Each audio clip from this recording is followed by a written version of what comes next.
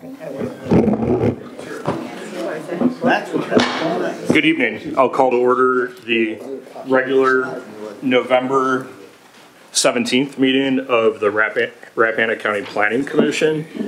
All Planning Commission members are present, all 7 of us. If you'd please stand for the Pledge of Allegiance. I pledge allegiance to the flag of the United States of America and to the republic for which it stands, one nation, under God, indivisible, with liberty and justice for all. Thank you.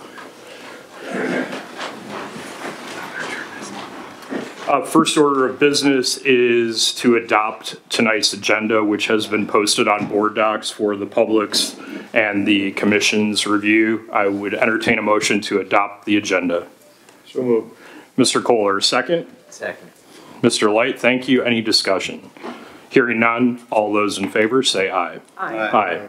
Next on the agenda is the adoption of the minutes of the October 20th, 2021 regular meeting of the Planning Commission. Ms. Ishii did send mainly typographic edits. Hopefully everyone had a chance to review those. Those incorporate anything that I saw from a typographic error standpoint. And I also want to thank Marlena Lee again for her very diligent work on the minutes, and also Ms. Ishii's time spent on correcting a few things here and there. I would entertain a motion to adopt the minutes inclusive of Ms. Ishii's edits. So moved. Mr. Light, second? Second. Mr. Sharp, thank you. Any discussion? Hearing none, all those in favor say aye. Aye. Thank you very much. Next on the agenda, we have scheduled a public hearing. This is for special exception permit number 21-10-02 Schmitz, tax map number 14-20C, and this is a special exception permit request for 2 primitive tent campsites. And Ms. Summers, if you would just please introduce the permit application briefly, and then we'll turn to the public hearing. Thank you. Mr. Smith has applied for a special exception to operate 2 permanent campsites at their property located on Crystal Road. At each campsite, they would offer a picnic table and a campfire range. Each site would be accessed by trail from the winery. VDOT is confident the existing entrance meets the VDOT private entrance standards and stopping distance is adequate. If the proposed plan is followed as submitted, then VDOT has no concerns with the application. However, if it's the intent to expand the number of campsites in the future, they need to submit a new review to VDOT. The health department commented that since only 2 campsites are being offered, this is not falling over their definition of a campground. The site is, however, subject to the sewage handling and disposal regulations and private well regulations. After working with the applicant, they have no objections for 2 campsites with 2 guests per site. Staff has recommended the conditions of 1, the permit shall expire 5 years after issuance. 2, only 2 permanent campsites shall be allowed, and 3, all outdoor fires shall be enclosed by firing. Okay, great. And Mr. Schmitz, correct? Both the 2 Mr. Schmitzes are here. Great, thank you. So what I would like to do is just open the public hearing to hear from members of the public. And what I would suggest is that you just listen to what people have to say and be prepared to answer any questions that might come up along the way. Once we conclude that, I think at that point we'll open it to the members of the Planning Commission to see if anyone has any questions for you, and at which time we'd like to hear more from you about your application. So with that, I will go ahead and open the public hearing with respect to special exception permit number 21-10-02. Thank you. And there is a handle on the microphone. Mike, perhaps you could just show them. Okay, you're fine. Okay. Yep, you're good. Anyway, Tommy Williams, Flint Hill, and I have the land in front of Mr. Smith. And if you could just speak into the microphone so we all hear. Tommy Williams and I own the land along with my wife Bonnie, the land in front of Mr. Smith. And I'm objecting to the idea that we have tent campgrounds on that property. I'm objecting to the idea that we have tent campgrounds anywhere in Rappahannock. I don't want to see that opened up it's detrimental to the property, it's detrimental to the property values. I'm sure you wouldn't want that behind you or in front of you. It's not something that agricultural land was ever meant to be used for. That's why this is a special exception, and I don't think you should allow the special exception. Thank you. Thank you. Anyone else?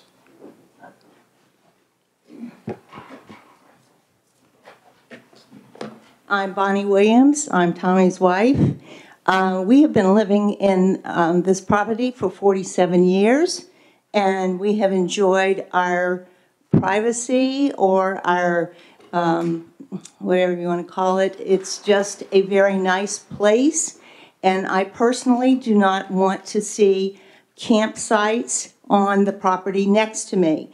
Why do you say that? Because it creates a problem. If I'm outside hanging up clothes or running around in the yard, it's just not private. And I do not appreciate a campsite being next door to me.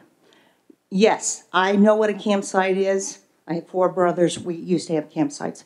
Okay, but it's just not what the county started out to be. And I just do not appreciate it. Thank you. Thank you. Anyone else wishing to speak? I'll go next. Okay. Thank you, Mr. Chairman, members of the commission. Michael Brown. On behalf of the Williamses, you have in your materials a letter that I submitted to Ms. Summers last week, along with several photographs that I took out at the property last week when I went to visit with the Williamses.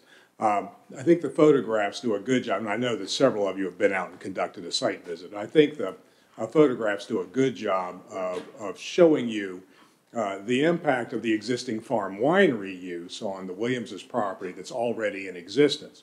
And as we all know, I mean, that's a use that's sort of handed down to us by Richmond, and there's not a whole lot we can do about it, as I mentioned in my letter. And the Williamses understand that there's not much that they can say about that farm winery use.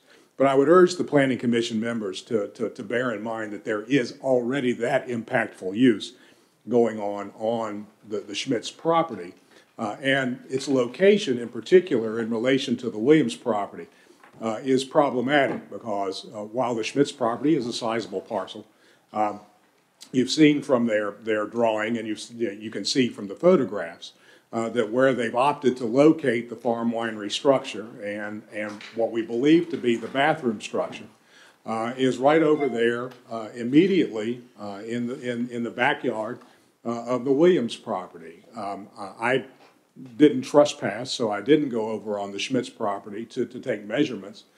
But I can tell you from having been out there and looked at it last week, and probably what you all saw, for those of you who conducted a site visit, those two structures are probably right up about as close to the property lines as they can get and still be in compliance with the county code.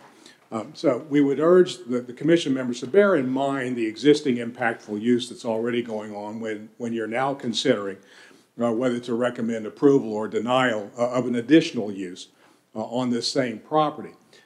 We understand that, as best that I can discern from the materials that the applicant has submitted to date, I believe I understand and assume that the bathroom that will be used in connection with the campground use is the one that's shown on that scale drawing, that it's not a new bathroom that's being proposed to be constructed. At least that's as best I can tell.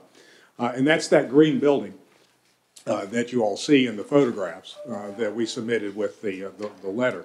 That means that there are going to be additional people coming across the Schmitz property and coming to that bathroom facility literally right behind the Williams' house, presumably several times a day while they're there using the campground sites. Even if the campsites themselves are located somewhere, again, as best we can discern from the application materials, presumably somewhere back on the back part of the property, if that's what the words primitive campsites is intended to indicate. There's still going to be that draw back up to right behind Mr. and Mrs. Williams's house to use that bathroom. And just on another point that this raises is that, and I make this point in the letter, the application materials that you have are extremely scanty. You all have had a number of, I think, very well-formed, well-thought-out applications before this commission in the last several months. This one stands in stark contrast to those other applications. It's worth, again, repeating here and mentioning, as I'm sure all the Planning Commission members are aware, it is the applicant's burden to demonstrate. It's not a neighbor's burden to demonstrate that the application doesn't meet the standards. It's the applicant's burden. It's firmly on them to demonstrate that they meet every one of those general standards that you have in the questionnaire that Ms. Summers gives every applicant when they come in to apply. And it's their burden to demonstrate that their application meets all the additional standards that in this case apply to tent campgrounds. I won't take up any more of the Commission's time. I've covered what those issues are where we think the application is deficient, where the application, or the applicant rather, fails to even attempt to meet the burden, much less meet the burden itself to demonstrate that this proposed use does comply with all those standards. And we would urge the Planning Commission to recommend denial of this application to the Board of Supervisors. Thank you all. Thank you, Mr. Brown. Is there anyone else wishing to speak as part of this public hearing for this application? Okay, I will go ahead and close the public hearing. Just procedurally, so everyone is on the same page. So at the last meeting, we did a preliminary review of the application, and tonight is a public hearing, the purpose of which is to hear from members of the public as we did tonight. And so the Planning Commission is tasked tonight with making a recommendation. And in this case, because it's a special exception permit, that recommendation would go to the Board of Supervisors, of which I'm a member. So in theory, I would be voting twice, which is the way it's going to work out. So tonight we could make a recommendation for approval of the application to the Board of Supervisors or a recommendation for denial of the application. And that's only a recommendation from the Planning Commission, at which time the Board of Supervisors would hear it and make a final decision.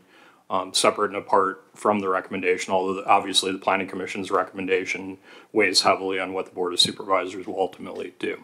So that's just, in a nutshell, the procedure we'll be following here. At this time, I think maybe the easiest thing would be to see if you have any initial comments, Mr. Schmitz, and then at that time we'll open it up to the members of the Planning Commission, starting with the representative from the Wakefield District. If you could speak in the microphone just so we can all hear clearly. Thank you, and thanks for being here.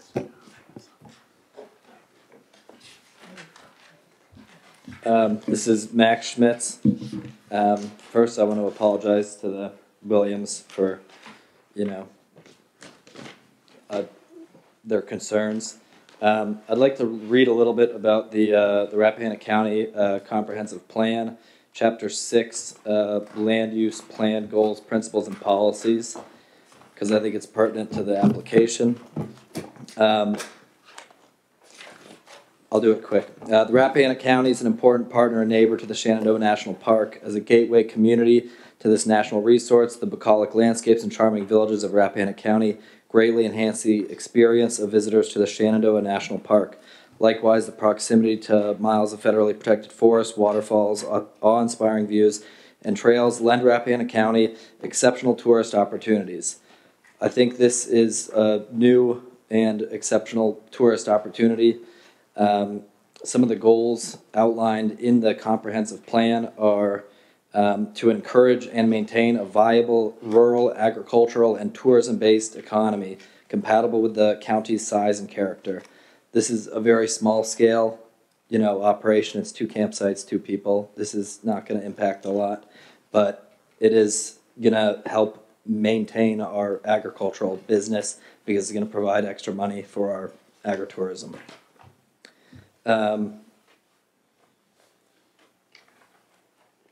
There's a couple more principles and policies outlined in the plan. to encourage diversification of viticultural activities, including agritourism efforts, such as wineries.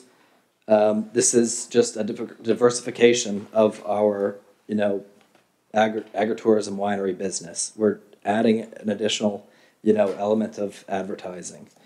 There's another principle and policy to promote multiple uses of land not in productive agricultural use, including outdoor recreation. This is exactly that. We're adding outdoor recreation to land that is not in productive use on the property. I think that's it. Okay, great. Thank you for that. Thank you. And we're glad you reviewed the comp plan, because I know people here worked really hard on it last year to update it. So thank you. All right.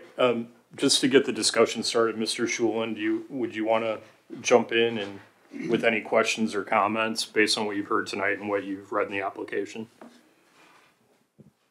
How long, for lack of a better phrase, how long before you were pinched by the Commissioner of Revenue had you been operating on the HIT campsite and having people out there? Is it months or years or? This time last year, probably. And Mr. Schmitz, if you wouldn't mind maybe just remaining up here and just speak in the microphone. I know it's awkward, but otherwise we're not going to get a good recording of it. Thank you. A year. About.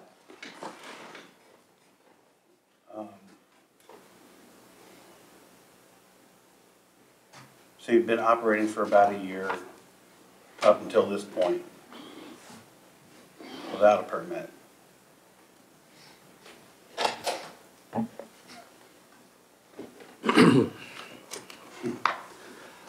Are you adverse to pushing your campsites further back away from the Williamses? Because when I visited the property, it seemed to me where you have the first campsite, which is at least 600 feet away from the property line, it seemed from that point, now I understand you want to camp on flatter ground. If you go another 100 feet or so, it seems to me that all tents would be out of sight. That basically just leaves the only concern is people coming back up to use the bathrooms in the middle of the night or something like that. I'm happy to do anything I can do to ease the Williams concerns about seeing anybody or any noise, or I'm happy to do anything to mitigate any detriment to them. I noticed in Mr. Brown's response, he was talking about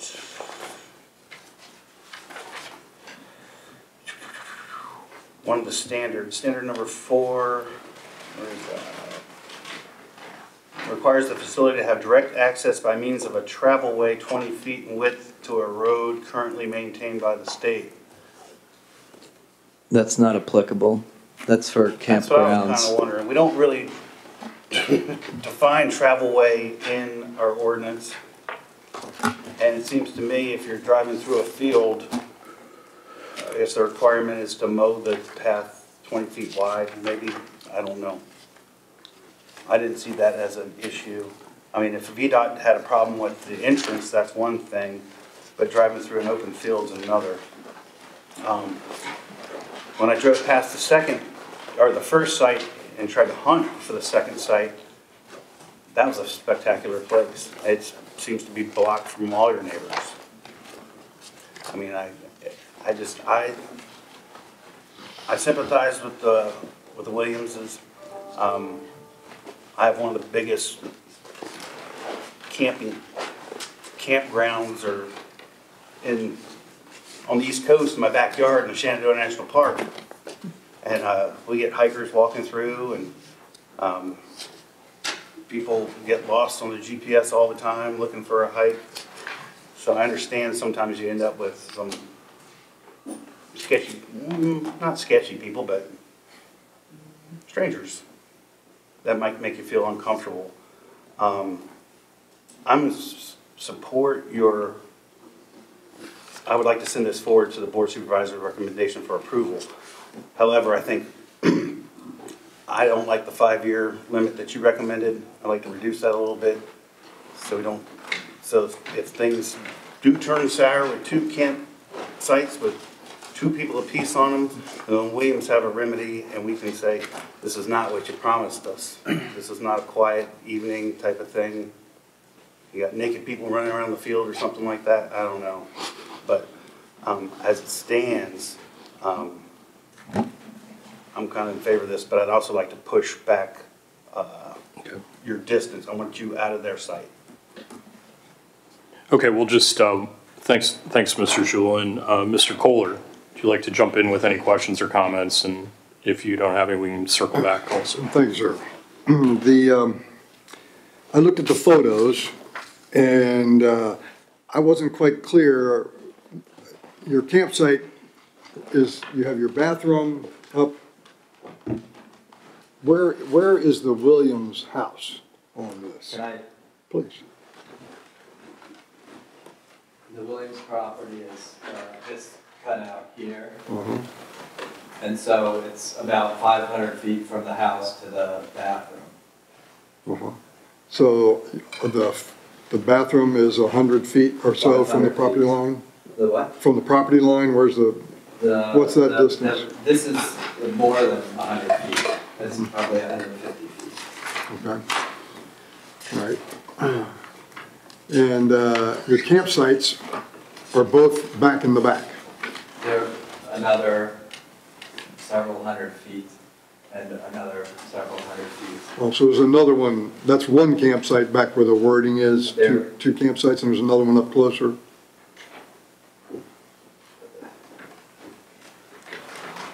Again, they can go wherever, you know, it's reasonable to have a picnic table and a fire ring. So if it makes everybody happier, especially the Williams, to have it out of sight, you know, then we can have it out of sight.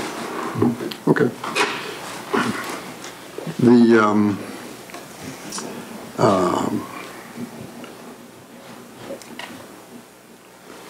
I saw in the photos there was also, which I presume is near the bathroom area, there was tables and chairs and set up currently. That's where I do wine tastings. And is that over by between the farm winery and the bathroom? Is that where that is? No, that's there's tables in front of the building right here. Mm-hmm. Okay, because there were about 4 picnic tables and about, I don't know, 18 chairs and there may be a couple of other tables.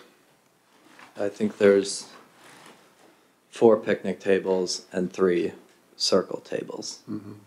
Okay. So during the day, or at least say on weekends or something, how many people do you have there? Some days I get 1 car with 2 people, and some days I get 8 cars with 4 people. Mm-hmm. Okay.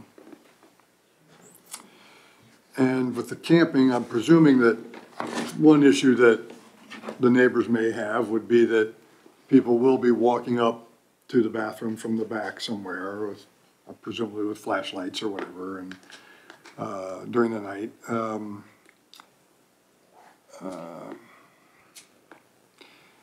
I'm not clear on Mr. Brown's comment about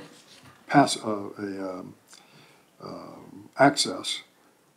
So I can't speak to that at the moment as far as the whether it's a developed access or just a path. I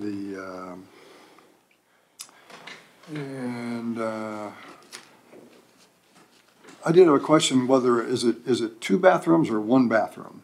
And two like separate ladies and men's, or is it just 1 bathroom? Yeah, it's separated. It's 1 building separated in half with a toilet in each half. And they're currently hooked to a septic. And they're hooked to a septic. And Medj has inspected and approved.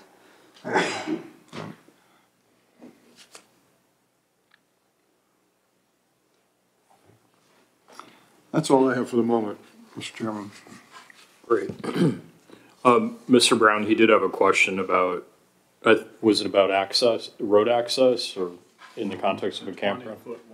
Is there anything you want to say in response to that since he raised the question? I just mentioned, Mr. Chairman, thank you. Where the statement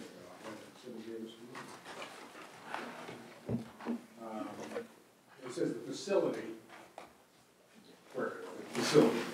shall have direct access by means of a travelway 20 feet in width to a road currently maintained by the state. I mean, that's the standard. I don't know whether the standard means if this property is served by a private right-of-way, the private right-of-way has to be at least 20 feet in width out to the state road, or whether it means that the access to the campsites, the facility, that's what facility is intended to mean, it needs to be a 20-foot wide access way across the Schmidt's property. Would you point me to that provision in our ordinance? I was having a difficult time finding your letter. It's, F4. 65. Yeah. Thank you. I got it. Thank you. Thanks. Yeah, F4 is where that is. And I grant you, Mr. Chairman, again, I think there's some ambiguity in what is actually intended in that standard. My point in raising it was that, as I read the application materials, and I think Mr. Schmitz confirms this, their intention is that you're just going to have a path where you walk across the Schmitz property to get to the campsites themselves. And if the commission believes that that comports with the provisions of the code, and maybe it's up to this Summers to construe the code for you. Then that's fine. Then there's probably no issue there. But it seemed to me that that was a potential problem in this application. Thank you. Ms. Ishii, your turn. Thank you. So I would actually agree with Mr. Schmidt that I think tent campgrounds have a potential place in this county in terms of our comprehensive plan and a potential use, additional use for agricultural properties under the right circumstances. So the only question, well, it's not the only question, but a question is, of course, whether this is the right circumstance for that. And I've been out to the site. It's a beautiful site. I've seen the situation for the Williams property, and I understand their concerns as well. You know, it's a lovely area of the county. So a couple of questions. So 65F, 170-65F, does say that no structure or campsite shall be located closer than 100 feet to any lot line. So that is maybe, I don't know if that's different or not from the general location of, you know, structures for your bathroom, but I would assume that bathroom is a structure related to this campsite. So can you tell me how far the bathroom is from the other, I know you mentioned from the corner of the Williams property, but to the other property line there, do you know how far that distance is? I know that all the structures are more than 100 feet from any property line. From any lot line? From any lot line. Thank you. The travelway, I would read it the same way, is that it's a travelway of 20 foot in width. It's not clear exactly what a travelway is. We have no definition for that. I assume it could be, you know, you've got an open field that's at least 20 feet in width. So I'm not sure if that's a problem here or not. To me, the biggest issue here is, in terms of appropriateness for this site, is that, in fact, from the Williams property, your allowed use is very close to them, and this would increase the use of that bathroom specifically. Bearing in mind that, you know, you can increase the use of your vineyard, and the use of that vineyard would be, could increase the use of that bathroom too. It's very close to their property, and I can understand their concerns. I mean, the way around this may be, in fact, as Mr. Shulin suggested, that we, you know, think of this as a very short approval period to kind of see how it goes. But I do agree the proximity of that bathroom to their property, I can see how that's an issue here for this site. That's all for now. Mr. Sharp, thank you. Ms. issue. Yeah, so I did go out there later today and met with the Schmitz. And, I mean, I see everything is clustered up there right next to the Williams's property line. I mean, I do see that as an unfortunate way to start out. I don't think the 2 tents located further back is necessarily a hindrance to anybody, but I do agree that the bathrooms being in the front, and I don't know, it would be debatable whether that's 100 feet on this side, because if it's 150 feet, that looks like about half, but you know, I don't have a protractor or whatever I might need to measure that. But I think ultimately, and then if you look in the standards, additional standards, it contemplates 4 campsites per acre. Of course, we're not talking about that, but I mean, it looks like it's contemplated to be much more intensive use than just 2 on a parcel.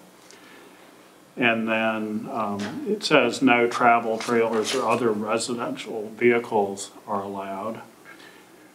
I guess I would question, does that mean on the entire parcel? Which may be appropriate, but that, I don't know if that's clear, whether it's just is this use just in a certain area? Or do you look at it and say the entire parcel is encumbered by this use? And I don't know how the ordinance really is interpreted, or if it is interpreted that way, but so it's a couple of things there, and I do agree that if it was granted, a trial period would be appropriate. As you know, I don't know if 5 years is too much or not. But I think if something was going to be more intensive, I think it would be reasonable to say that all of the activity had to be in the back of the property, not just the tents, because that is a different. So I don't know about 2, maybe that doesn't matter, but you know, if you go down the road and say, well, 2 works, this is great, let's get 26, or you know, whatever it is. I would say the bathroom should be back in the back. And I think that would be an extra expense, but I don't think you want people, I mean, because they're going to be driving as well. I mean, it's long enough. I don't think people are necessarily going to be walking 800 feet or however many feet to the bathroom. I mean, I don't know. I've done it before if I had to, but I just don't think you do that on a regular basis. So you could theoretically have, you know, lights, cars driving back and forth. So, I mean, I think if it was in the back and if it was all back there and maybe a few more tents is not out of line. But not when it commingles with this other use and then comes forward as much as it would. And then as far as the travel way, that brings to mind, you know, I always think of camping as being in the woods. Now, I don't know why, but that's just my vision. And so I can see, well, a travel way through the woods, you want it so maybe an emergency vehicle could come in or out or something like that. I don't know how that applies in an open field, and it may not. But I think that's an interesting sort of ambiguous standard. It would be interesting if that was clarified a little better. Okay. But anyway, those are my thoughts right now. Great, thank you. Mr. Light? Thank you. I agree with a lot of what's been said. It seems to me that if the bathroom is part of the camping operation, or if it's available to the campers, regardless of other ambiguities, we need to consider it as part of the camping use. You know, I think it's generally reasonable to look at the entire property for multiple uses and, you know, maybe isolate them, but I think it is primarily the bathroom that is a matter. The other thing that I would say, if we were to consider moving this forward with some recommended conditions, I noticed that the conditions that were referenced in the staff report did not include the limit of 2 persons per campsite. You know, when I think about this, and sometimes we get into these discussions about, well, what's really the minimum economically viable scale?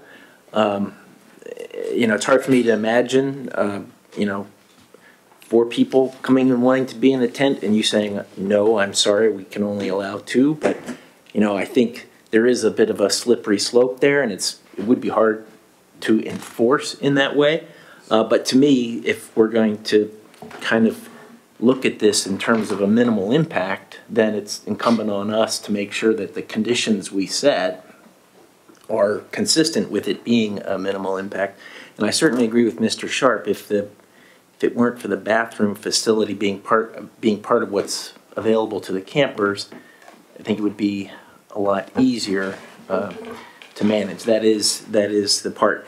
Having said that, it also seems that for daytime use, the incremental use by the campers will be fairly modest compared to the activities associated with the winery. So I do see some room here to try to sort this out, but some further distance. I agree with Mr. Sharp. It would be nice if the bathrooms were not there or somehow they were separated, and I would certainly want to see that we were intent on making the limited number of campers at each site part of the conditions if we were to move this forward. That's all I have at this time. Thank you, Mr. Henry. No comment. Okay, great. And I did go over and look around. I parked at the Williamses, and then I skipped out. You gave permission, so I did trespass. I didn't trespass because you provided permission, but I stepped over the stone wall. And I guess the one thing that struck me, and I understand that these farm wineries, given as Mr. Brown pointed out, the right has been handed down by Richmond to run these. Oftentimes they're relatively informal, and I certainly got the feeling from your operation that it's informal and you're a young person, and I could see where it's a great business with low overhead costs and a relatively free-form type setup, and in that way it's very appealing, I think, also for young people. I didn't realize until Mr. Schulin mentioned it that you have had campers there previously, and my question there is, whatever you have to do to make things right with the Commissioner of Revenue is separate and apart from our consideration. My question there is, how were you promoting the campsites? That's the first part, and then second, what was the response to your promotion thereof? So I advertised on Hip Camp. Okay. And I've got 100% positive feedback and glowing reviews. Okay. And I've dealt with the Commissioner of Revenue, and I've paid all the transient occupancy tax. And when they informed me that that's what I had to do, I'm trying to make things right. Yeah, and that's great. So when you advertise on Hip Camp, approximately how long did you have your post on Hip Camp before you got a positive reaction? People actually started showing up, and then second, on average, per month, how many campers were showing up on the property? I get booked Friday, Saturday, and Sunday for 8 months out of the year. Okay. 2 sites. Every weekend?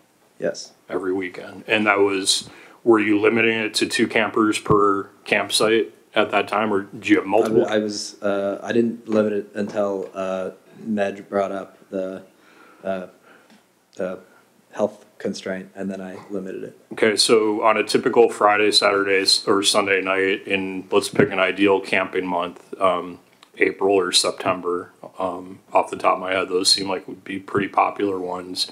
On any one of those nights, how many people would have been camping on your property under that Hip Camp promotion? The campers usually come in either groups of 2 to 4 is what they come.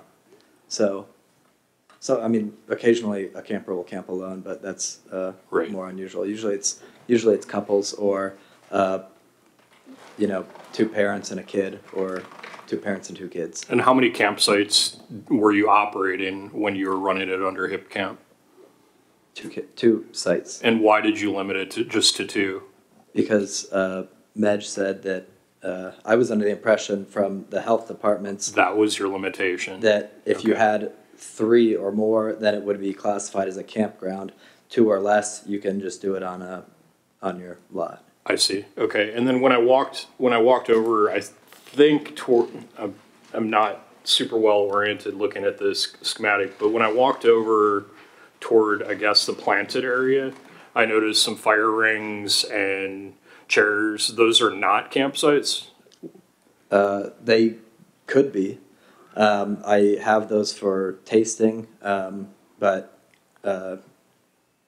if somebody, wanted to camp there, I would say, yeah, until, I'm getting concerns. So no, it's not a campsite. Okay, but when you're advertising on Hip Camp, were people camping over toward the planted Yes. area? They were. Okay. They could. Can I add something? Yeah, sure. I'm the other Mr. Schmitz. Yes. We had a Mother's Day frost last year, and in order to defend the vines from the frost, we actually put 10 fire rings along the front. That's what it looked And like. I think that's what you're talking Yeah. about. Okay. What Max is talking about is one single fire ring right there that the Okay. hospitality Okay. is used. That's what threw me off. Sorry. Yeah, no problem. I was confused what he was Yeah. talking about. Thank you. Okay, that makes sense.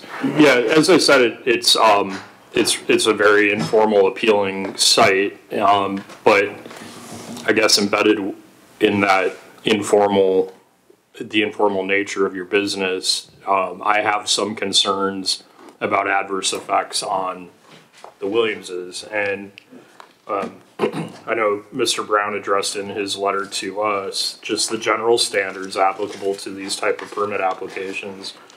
And all of your references to the comprehensive plan are absolutely well taken, and I agree with you. And an outsider looking at this public hearing right now from another community might say, good grief, you're having this protracted discussion about 2 primitive campsites on this giant parcel. Why is that a problem? And the reason it is a problem and the reason we wrestle with it is because, as Mr. Brown said, these farm wineries have basically been imposed upon us. And now we are in a period of adjustment, I think, from a local perspective where there's tension.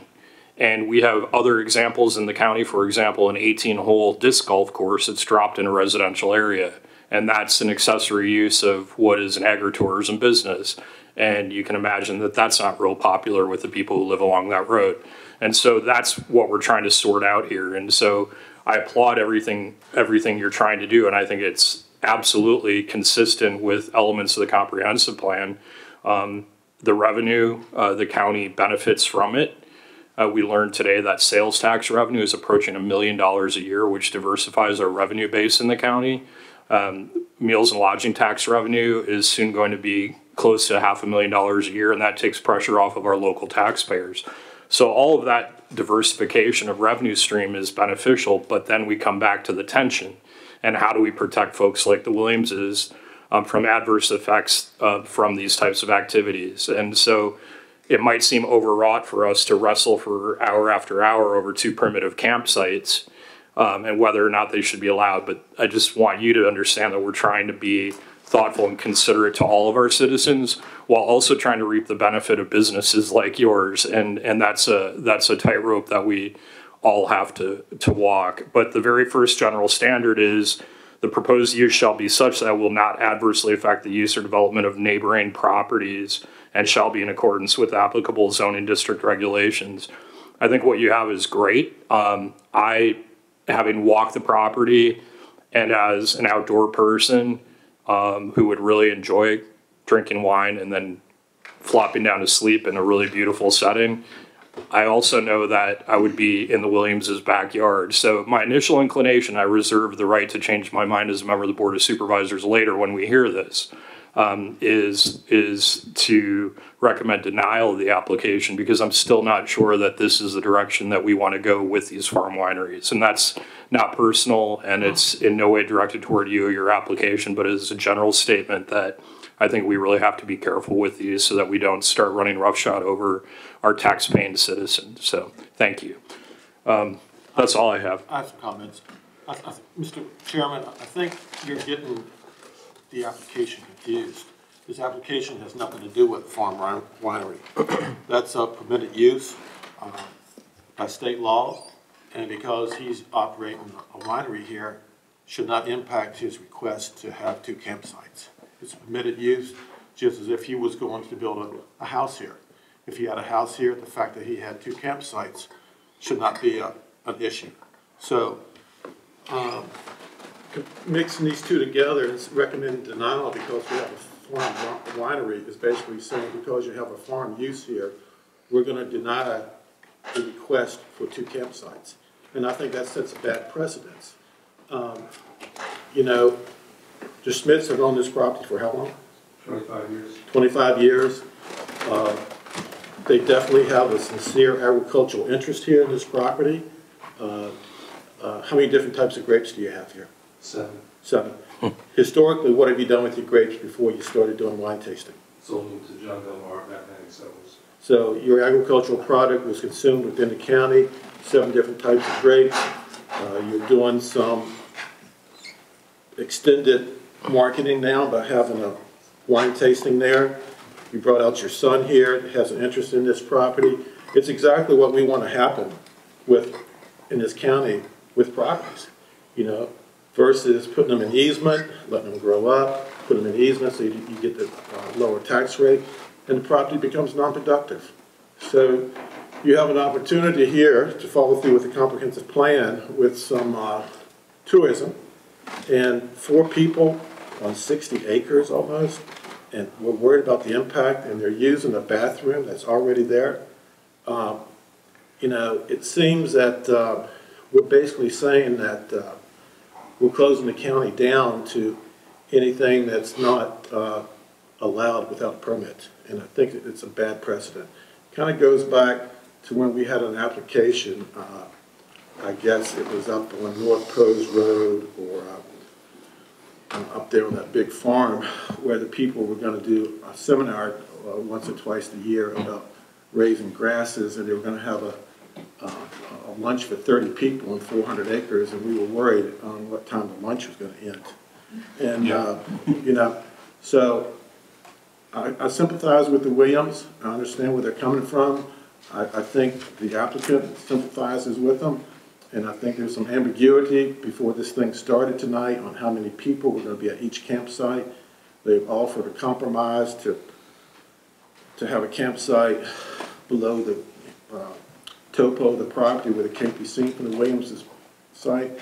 And if somebody walks across the field to go to the bathroom, and that's too much of an impact, you know, I think we all need to work together here, you know, and be realistic instead of saying denial and walking away from this thing that sets a precedent that's not good. Could I ask a question following up on that? Yeah, please. There seems to be some ambiguity about whether this is or isn't a tent campground because of the 2 campsites. And I don't know, Mr. Henry, if your comments were implying, it seemed like your comments were implying that these standards don't apply, and I think maybe the applicant's comment kind of questioned that. I guess that's based on the health department's different categorization that 2 sites do not a campground make, but that doesn't seem to have any basis in our zoning ordinance. So I guess I'd like to get some clarity on whether, in fact, we are talking about a tent campground here. Yeah, and thank you for that question. I was just looking for the definition earlier. And Mr. Brown, if you want to weigh in on that question. Okay. Or Miss Issue, whoever can beat me to it. Well, I was just going to say in 170-8, a camp or recreation ground is defined as an area or premise usually operated as a commercial enterprise, generally providing space for seasonal accommodations for transient occupancy or use by tourists occupying camping trailers, self-propelled campers, tents, and or lodges. That's the only definition I have found, unless Mr. Brown has found something else. And therefore, I would say that 170-65F applies to that, and that's a different question about whether the health department's standards would apply to it. But I don't know if Mr. Brown would agree with that or not, or others, or Michelle. I don't understand what the health department's got to do with it. I mean, it says there, you know, if you, regardless of how many, well, not regardless, but depending on how many campsites he requests, if he's at 2, then Medge has got one set of rules. Yeah. And if she's at 3 or more, she's got another set. Yeah. And what they're asking for is a thumbs up from her. That's what it's asking for here. Well, I think I would believe that there's 2 sets of standards here that he would have to follow for the health department. Not to us. Well, for us, I would say that 65F are our standards. Right. Yes. I think he's agreeing with Oh, okay. Yeah, and I think, I mean, Yes. the definition is pretty clear. I did look at it earlier. It's a campground. I mean, I don't know what else you call it. Yeah, go ahead. Sorry. Yeah, please. And I just, another point that's been brought up recently in some of these kind of ancillary commercial use kinds of questions, it has to do with whether the applicant is resident on the property. I know we denied or recommended denial of an application last month on the basis, in part, on the consideration that the applicant didn't live there and therefore didn't have sufficient skin in the game. So it's a little hard for me to see some of these arguments sort of turned around so quickly.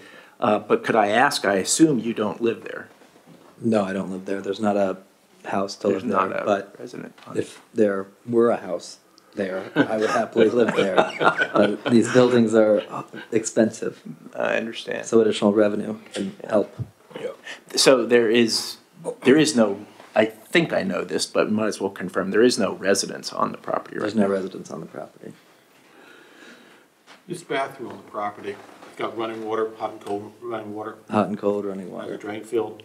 has a drain field. So it's the same type of bathroom you would find in a house. Heated, it's open. If you had to use it year round, you could. You got heat in Yes.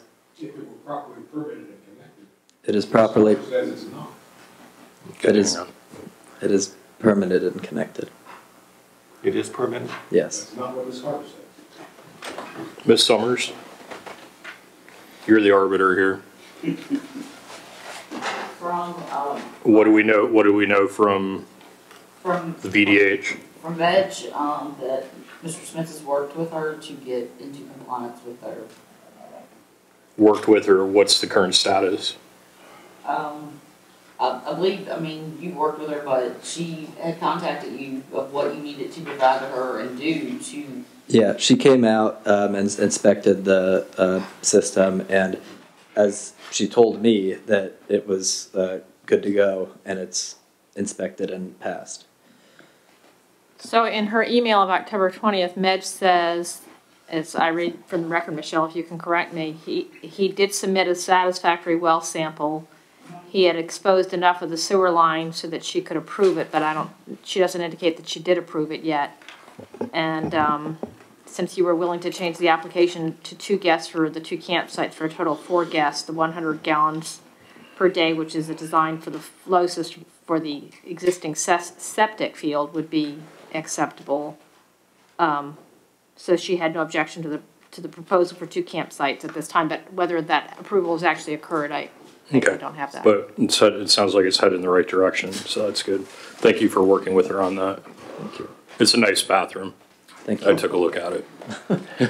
I'd like to just say that I had made a note to myself that echoes Mr. Light's comment that there's no home there, so we're permitting, besides the winery, because that's a separate system, we're considering a commercial use on a property that doesn't have a residence, so it's not a use by right that would come with a residence on the property. It is a separate commercial use. Now that's one thing. The other thing I have in mind is that is about emergency services and how that would be handled if the if there was an emergency. With no, I presume you haven't addressed there, I presume. We have an address and we have cell reception. Okay. And it's a wide open property too. Mr. Chairman, I did have a comment about Sure. the winery issue, and I mean, I think it's not so much whether we're discriminating against or would be discriminating against a agricultural use.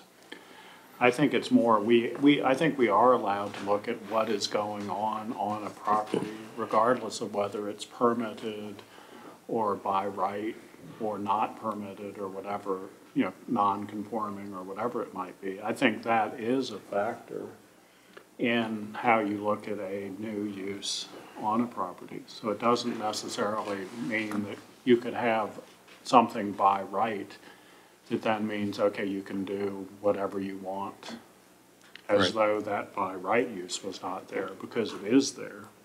And so, I mean, that would be my observation on that point. I don't think, while I don't think it excludes this use, I don't think it is something that you have to ignore either. Right. Mr. Chairman, if I might, I know we are, I wanted to tell the Smiths thank you for you sat around last hearing for a while, and this has been long, and it is you know, kind of a long amount of time to spend on 2 campsites, it's true. But the other thing that I just note here is that the winery, and I take into account what you're saying, Mr. Sharp, that, you know, that may be an approved use, that may be an acceptable use, but this is a use in addition to that, so that there's a cumulative use of this property as far as the neighbors' impacts are concerned. And the winery is not likely to have, you know, late night, overnight, first thing in the morning, people kind of roaming around the bathroom, whereas a campsite is. And I can personally understand how that would be a little disconcerting.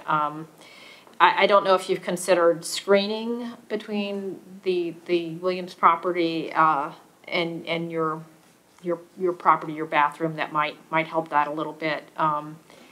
But again, if there were to be a recommendation for approval of this, I would feel, given these issues, that you know, this is an unusual use. I think it's a good use in general for our county. I do, and I like that you're thinking about it. But you know, I would want to see a very short time frame for approval, like no more than a year or so, to, you know, to give it a chance to see how that works out. But I do think they raise a fair point. The neighbors do on that. Mr. Chairman, could I be ready? Sure. I guess while we're beating this thing, I think, with apologies to this applicant, I do think this is an important. I don't think this will be the last of this kind of thing. It shouldn't be, because there's 2 others being operated in the county right now. Right. So my point was also going to be another issue that we've discussed in this body is the enforceability of some of these conditions. And I can't help but just wonder if we're going to expect Ms. Summers to go out there and count the campers and the tents on the lot. So, you know, I think some of these approvals, you know, I don't think we should, I think it'd be a mistake on our part to take too much false comfort in our ability to just state some kind of condition and have it be so, especially when there's already a record of more than the proposed number of campers being on this facility. So my recommendation is if somebody goes ahead and puts forward a motion for approval with conditions, you might consider some sort of time limit for the permit and leave it at that, because I agree with you that enforcement would be difficult. Just a suggestion. If anyone wants to put forward a motion in any form, I would welcome it at this time, with any conditions that might have been discussed along the way, and we'll see where we end up. I can give it a try. Okay. I'd like to recommend, I'd like to forward this on to the Board of Supervisors with recommendation for approval with the following conditions. That we push the campsites back far enough, the Williamses can't see them from their back porch, where they drift down the hill or back, anywhere back in there where everything's covered by trees, I think is awesome. 2 campsites, 2 people per campsite, and a 1-year try this. And just to be clear, my understanding, having discussed this with the county attorney and the county administrator, I think the only way to work it with the time limit is basically the application. The permit would be for that time period. I mean, trial period is sort of a fuzzy concept. So if you're recommending approval of the application, then the permit that might or might not be granted by the Board of Supervisors would run only for the time limit that you set in your conditions. We don't really have a... Set for a time period of 1 year. Okay. Which would mean that he would have to come back and apply again after 1 year. Okay, so I think we probably need to be a little more specific on the campsite location to the extent possible. So your conditions are, well, you're putting forward a motion for recommendation to the Board of Supervisors for approval of the application with a limit of 2 campsites, 2 people per campsite, with the campsites located in the, if anyone wants to help me. The back third of the property. Back third of the property, or It's the... like 750 feet from... Okay. Or you could just say, I don't know if it's sufficient to say campsites at the back of the property not visible from the Williams property. Stipulate that they're not visible. I don't know if that's enforceable. No surface tents. Okay. And the permit would expire after 1 year. Yes, sir. Okay. Is there a second for Mr. Schulin's motion? I'll second that. Ms. Ishii seconded the motion. Any discussion? I would like to suggest that perhaps there should be to avoid some of the traffic back and forth up towards the front, perhaps there would be a porta-john back somewhere in that area where the campsite is. I think maybe the campers would appreciate that too. Yeah. That kind of negates the whole argument about bathrooms, doesn't it? Well, it limits, it reduces the use, I think. Can I make a statement? Can I make a statement? Go ahead. I've had 2 porta-johns available for the 1 porta-john for each campsite available for them to use. And so the bathroom is only an issue for Madge because she says that if somebody has the option to use a bathroom that's nicer and closer, then they're going to use that. So you can totally service these with... So I can service them with porta-johns if that satisfies people. I wouldn't want to see those either. But you could at least put them way back so they wouldn't be visible and they... If someone could formulate that into the form of a condition, please. I believe since we have a motion made and seconded, the right thing would be for the original motion to be considered for amendment, perhaps? I'm not a parliamentarian, but I feel like the motion and second. That's fine. So, with Ms. Ishii's permission, amend my original motion to include utilization of porta-johns that are also screened or how do we put it? That not visible. Not visible. Okay. From the Williams' property. Okay. Or could I make a suggestion, if that's appropriate, that they be required to have porta-johns available to each campsite? Is it 1 per campsite? 1 per campsite. Does that seem necessary for that many? Okay. Well, depends on how far they put them away. This is, Okay. all right. So, Mr. Schulin, you're amending your motion. Could you just, where did you end up on the temporary restroom?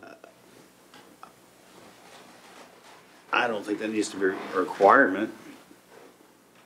You're saying that the campsite should be served by a porta-john or porta-johns?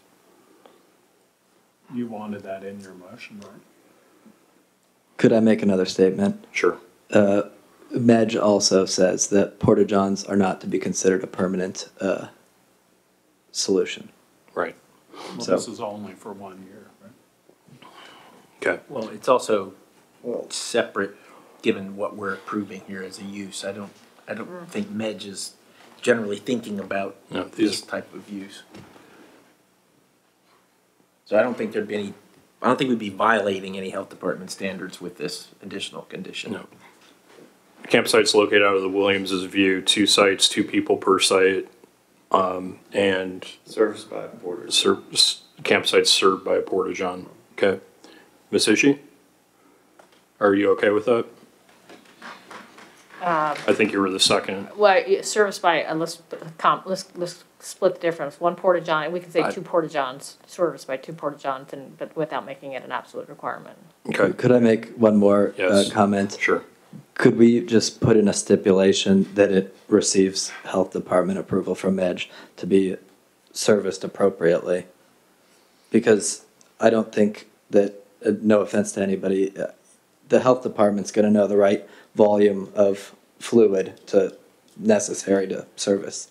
This isn't, yeah, I mean, I think this is just a way of reducing the impact on the neighbors, is just placing Your campers would still have the ability to use the other getting into bathroom or have a wash up and things like that. But it reduces the flow of people, so to speak, to that. Okay. All right. So can we just wrap up that final condition? Is it just a porta-john?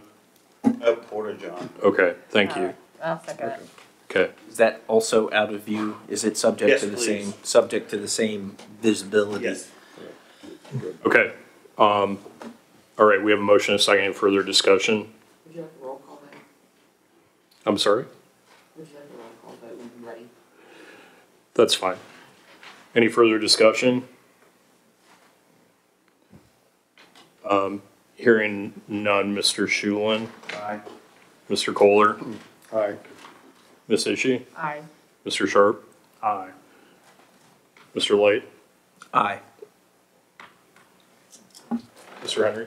No vote. And I'll vote nay. Okay, thank you. My no vote was abstain, not a no. Okay.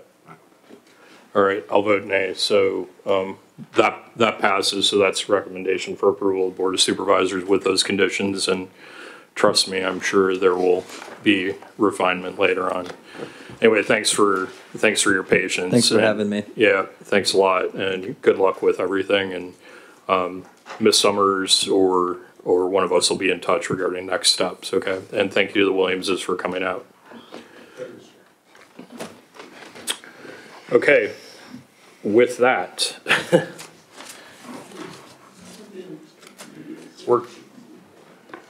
we now are going to have a general public comment period for the huge number of members of the public who remain here. If anyone's interested in making any comments on any matters, general matters before the Planning Commission, now is your opportunity. I'll open the public comment period. Mr. Chairman?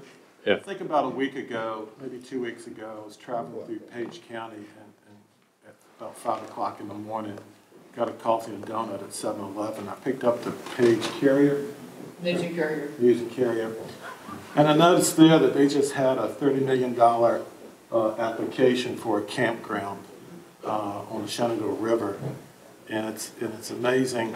And it was for tourism, economic development, and these kind of things. It was in the Ag District on the Shenandoah River. And it was a $30 million project. We just got done struggling with the first campground that I guess I've encountered in 20 years for 4 people on 60 acres.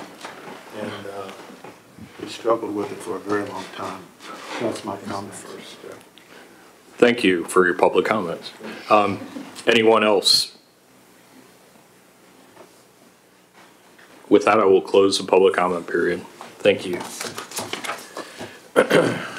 Next, under old business, one of the outstanding zoning ordinance amendments is this question of a golf driving range. And Ms. Summers, if you could just bring us back up to speed on this. We tabled it at the last meeting because of the appearance of conflict of interest related to the election ongoing. That's behind us, and so I thought we would just bring this back up tonight and see if we can get anywhere with it. Ms. Summers, could you just bring up the draft as it currently stands, please? So This is what Mr. Curry has put together, in our use table, limited golf driving range and agricultural zoning district by special exception. Okay. Some of the additional standards would be: 1, no lighting, fixed or portable, shall be used in association with the use. 2, no containment, netting, or other barriers shall be used in association with the use. No structure shall be constructed or used that exceeds 10 feet in height above the ground surface. No more than 1 concurrent user per acre based on the parcel size, up to 35 users maximum. The minimum lot size requirement shall be 25 acres. That's currently what we have drafted as the conditions. Mr. Curry did reach out and suggest a number 6 condition: irrigation, whether sourced from surface water or groundwater, is prohibited. I know the last meeting that was brought up as a concern. So again, the commission decided to table this month to discuss. Okay, great. And so basically, if you just take this in the aggregate, it looks like basically a special exception permit to allow people to hit golf balls in a field with no structures or nets or lights or anything. Is that a fair summary? Correct. Okay. This seems more invasive than the campground that we just addressed. Okay. Yeah, go ahead, Mr. Light. I would just make one comment. To me, along with no lighting, there should be no amplified sound. I know that some of these, I know we're really trying to make this a Rappahannock style facility, but I think seeing some of these popular ranges, it's not just the light, but sometimes there's music and the like associated with these. So I think if we're really going to go down this path, I'd like to see no amplified sound along with the lighting restriction. You're thinking like Top Golf, right? Exactly. Which, yeah, we don't want here. Okay. Great. Anyone else have comments on this draft ordinance? 3 and 4. 3 says no structure shall be constructed or used that exceeds 10 feet in height, but it doesn't give any lateral distance. Is that a 10 by 10, 10 by 200? There's no 10 foot in height. You could have a platform that could be 150 feet, 200 feet long. So, I think that's a lot of ambiguity there. Then exactly what does number 4 mean? No more than 1 concurrent user per acre based on parcel size, up to 35 users maximum. What does that mean? That means that if you have it says a minimum lot size, I believe this is correct, a minimum lot size requirement shall be 25 acres. It means that you could only have 25 users. If you had a 35 acre parcel, you'd have 35 users. And if you had a 50-acre parcel, you'd still be limited to 35. Correct. It's a cap. Mm-hmm. I have one question that came up just as a practical matter. If I'm 6'4" and my arms are, no, listen, my arms are like a couple feet over my head and I'm holding a golf club, and the height of the thing cannot be over 10 feet, then so does that rule out people taller than a certain height? No, this is just about a structure. But I'm saying, what's the point of a structure at a driving range other than you're in it hitting golf balls? No, the structure in a driving range would be to store, for example, a tractor that goes around, picks up the golf balls, an equipment shed, basically. Because when I go to a driving range, I don't go that often, but it's in a roof structure always. Well, these wouldn't be. No. Well, these wouldn't be because, so it's not intended to be like a normal driving range. No, but Mr. Henry made a good point on the 10 feet in height. Do you have any ideas, Al, how you'd want to define that? I believe you're talking about this facility that already exists. Right. I think there's already a building there. Right. So, I don't know if you go by square foot or dimensions of the building or. I don't know what the intent is with the building. Just to sell buckets of balls, I guess. Well, but do you want a 1,000? Or are you allowed to sell buckets? You want a 1,000 square foot building or a 10,000 square foot building? What do you want? Or it doesn't matter? That says 1,000 square feet. Right. So we can add that and we can move it forward or not. well, that's what we don't want.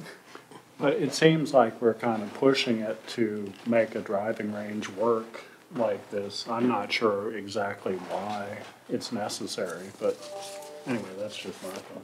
Well, I've looked at this a bit, and I think there's a lot of considerations here, and I don't think it's something we should rush into, actually. And I looked online to see what some of the concerns about driving ranges are, because I don't actually golf.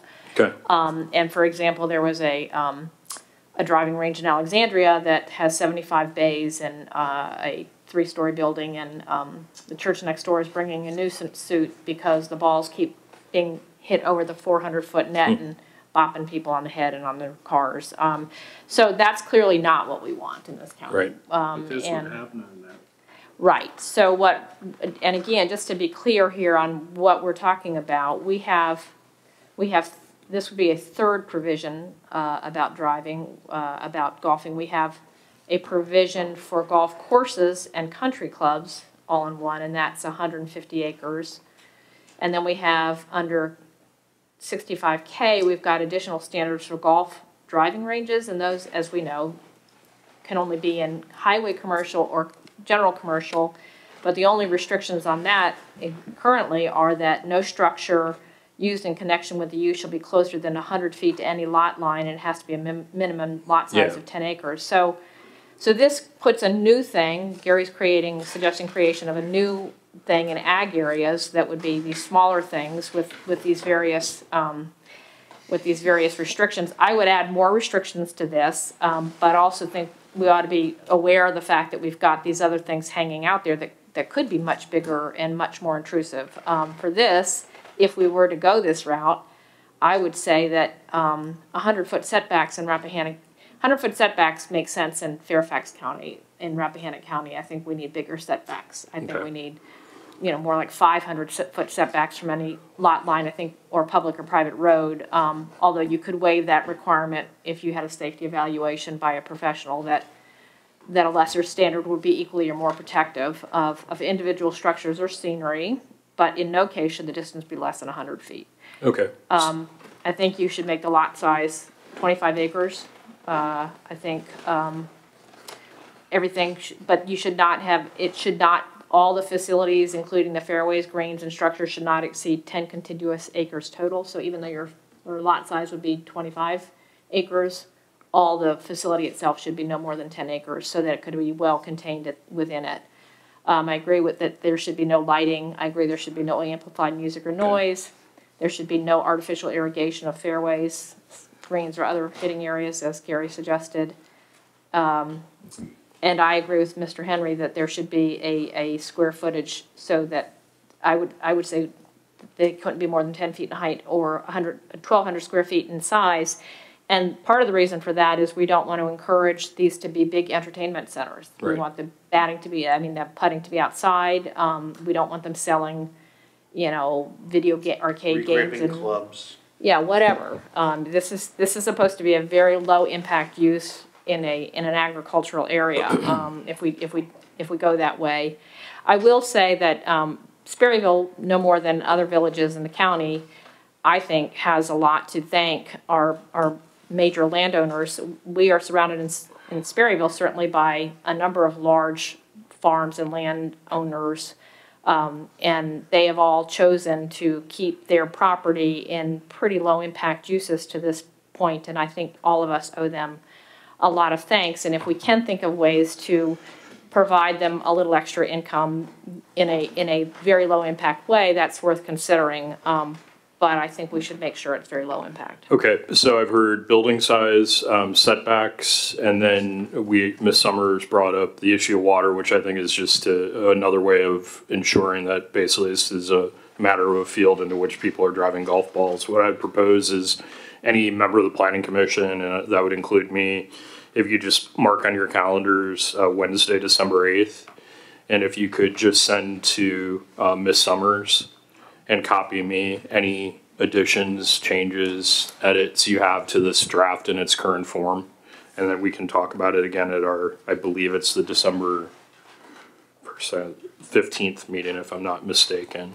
Correct, 15th. Yeah, that would give Ms. Summers a week to incorporate any changes. I mean, we're not talking about a complex provision of the ordinance here. So, and I know, Ms. Summers, you probably took notes along the way so you can see where we're headed. Okay, great. Anyone else? Could I just ask, I would wonder if Michelle or the county attorney could provide us some input on, I believe it would probably be a downzoning if we were to make the requirements, the current requirements for golf courses of driving ranges more restrictive. But I'd be interested in understanding whether that was the case. I don't think that's a down zoning. Yeah, I don't know. That's just a change. It reduces the use potentially, so I wonder if that would be possible to find that out. Could you just state your question again? I'll make a note of it. Yeah, whether it would constitute a downzoning to put additional restrictions on the existing 65K, which is the existing golf driving ranges, or 65B, which is golf courses. Okay. All right, anyone else? Great, thank you for that brief discussion. The last thing on the Berkeley group, we finally have the work order in hand, and the work order is a mechanism by which we will enter into a contract with them for these ordinance revisions that we talked about previously to finish up the sign ordinance, and then also to wrestle with all the event stuff, and then including in the $20,000 that we'll be spending with the Berkeley group in this first phase. I believe I mentioned at our last meeting that they will do a diagnostic assessment of both our zoning and our subdivision ordinance. And I received today, and I actually received it a couple weeks ago, but somehow missed the email, and I'll have Ms. Summers circulate it. They provided to us, Berkeley Group provided to us, an example of a diagnostic analysis that they did for King George County. My understanding is King George County, I'm sure someone could correct me if I'm wrong, is in the northern neck, higher population than Rappahannock County, but I've looked at it preliminarily, and it's a fairly impressive analysis, and so we'll circulate that so you all can see sort of where we're headed with the Berkeley group vis-a-vis this diagnostic assessment that they'll do is sort of a baseline starting point, but they understand also we want to knock out the sign ordinance quickly and then also get back to that question of all the disparate event-related provisions in our ordinance. So I think it's a good start. And I will say that we're about to enter our next fiscal year budget period, and I do think that I will seek from my colleagues on the Board of Supervisors approval for additional funds to support this kind of work from the Berkeley group so that we can accelerate our work on the various areas of the zoning orders we've been talking about for so long. So that will be my job, hopefully, to compel my colleagues to agree to continue funding on an ongoing basis this type of work. But we should be signing this work order in the coming days, and hopefully we can get started pretty quickly with them. And the Berkeley Group representatives said that they depending on how we decide to handle this, they can participate by video conference, Zoom or WebEx or otherwise with us in work sessions or appear in person, whatever we decide is the best way to work. But I think they'll do a good job of facilitating these discussions and this work. So that's the update I have. And thank you for your patience. Could I just make a comment on this? I think one lesson I've observed generally in our employing professional consultants in this type, there's a tendency for them to rely on, or at least begin with the template from, the typical places that they've worked in the past. Mm-hmm. And that quite often results in a, most places wish they had the problems that we have. Yeah. And so it's, it's a word of caution. I guess I'd like to instill at every opportunity the notion that we don't want kind of cookie cutter, and that we have some of these special sensitivities given our scale, both in terms of our ability to oversee and implement, and our, as our dear departed friend Phil Irwin used to say, our extraordinary uniqueness here. And so I guess I just state that. Maybe I think the way to do that is with these regular check-ins and to not let them get too far down a path. I mean, I recall as an example, and I might not have the details right, but there was a study about our EMS system that ended up concluding, well, you know, you got to change your zoning because your tax base is too low, and it was just kind of an offhanded remark, as though, you know, we're obvious. But you know, Yeah. I want to avoid situations like that if we can. Well, and I'm glad you brought that up, Mr. Light. Mr. Curry and I did have a kickoff call with the folks from Berkeley Group, I don't know, more than a month ago, and I would say that the primary thrust of that kickoff call was to say, hey guys, just a reminder, here's who we are. And we talked about population 100 years ago and today, and how it hasn't changed. And everyone's favorite, we have no traffic lights. So they get it, and but I also appreciate that we do need to remind them along the way. And I certainly didn't want to suggest that this King George diagnostic analysis is what we're going to end up getting. It's just an example of their finished work product so that everyone can see what they're going to do. But no doubt, if they sit here with us in person or by video, I think we all should use every opportunity to say, look, we're not like everywhere else. And Miss Donahue, who's here, she and I have been in a Virginia Association of County class for the last 18 months, and we're in there with county supervisors from Loudoun County, for example, and people are talking about growth rates and all that stuff, and we're like, hey, hi, my name's Kier, my name's Debbie, and we're from a place that isn't like where you're all from. So yeah, we get it, and so we'll make sure that they are doing right by us in this regard. Thank you for bringing that up. Anyone else? Just thank you very much for that, Mr. Chairman. That's excellent, and I think bravo to Mr. Light for mentioning that. Great. Thanks a lot, everyone, for coming out tonight. And at this time, I would entertain a motion to adjourn our meeting. Thank you, Mr. Light. Second. Mr. Kohler, discussion? All those in favor? Aye. Thank you. Thanks a lot. Thanks, Ms. Donahue, for joining us.